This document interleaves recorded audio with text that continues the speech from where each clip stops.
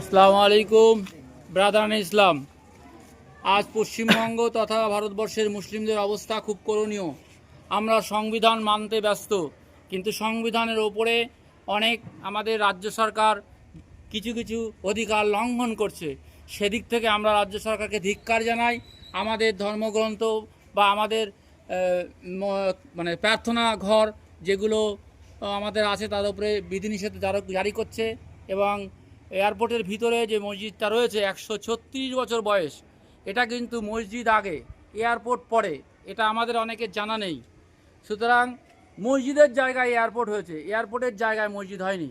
সেই হিসাবে সরকার আমাদের মসজিদ এক সপ্তাহ যাবৎ বন্ধ রেখেছে। আমরা প্রতিবাদ মিছিল বা প্রতিবাদ সভা করছি, সবাই আমরা চারিদিকে সাড়া দিই, সরকারকে আমরা ঘৃণা জানাই সবাই।